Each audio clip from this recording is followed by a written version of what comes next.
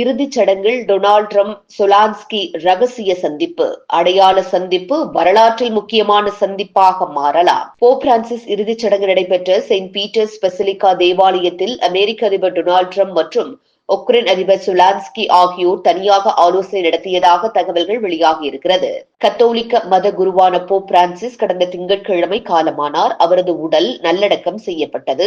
இந்த நிலையில் போப் பிரான்சிஸின் இறுதிச் சடங்கில் பங்கேற்ற அமெரிக்க அதிபர் டொனால்ட் ட்ரம்ப் மற்றும் உக்ரைன் அதிபர் ஜெலன்ஸ்கி ஆகியோர் தனியாக சந்தித்து ஆலோசனை நடத்திய புகைப்படங்கள் மற்றும் வீடியோக்கள் வெளியாகி இருக்கிறது. ட்ரம்ப் மற்றும் சொலான்ஸ்கியின் இந்த சந்திப்பு பயனுள்ள பேச்சுவார்த்தையாக இருந்தது என வெள்ளை மாளிகை தெரிவித்துள்ளது.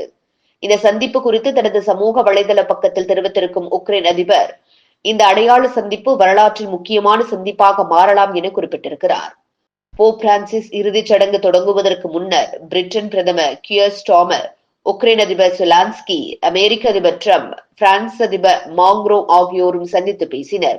வாட்டிகனில் இவர்கள் அனைவரும் தனியாக கூடி நின்று பேசிய புகைப்படங்கள் சமூக வலைதளங்களில் பெரும் வைரலாகி வருகிறது.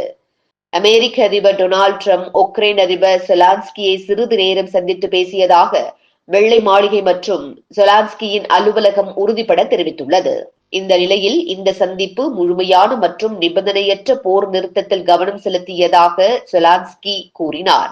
இது தொடர்பாக அவர் தனது எக்ஸ் வலைதளத்தில், இது ஒரு நல்ல சந்திப்பு, நாங்கள் நேரில் நிறைய விவாதித்தோம், நாங்கள் உள்ளடக்கிய அனைத்திலும் முடிவுகளை எதிர்பார்க்கிறோம், எங்கள் மக்களின் உயிர்களை பாதுகாத்தல், முழுமையான மற்றும் நிபந்தனையற்ற போர் மற்றொரு போர் வெடிப்பதை தடுக்கும் நம்பகமான மற்றும் நீடித்த அமைதி கூட்டு முடிவுகளை அடைந்தால் வரலாற்று சிறப்பு மிக்கதாக மாறக்கூடியதாக இந்த சந்திப்பு அமையும். அமெரிக்க அதிபருக்கு நன்றி என்று பதிவிட்டிருக்கிறார்.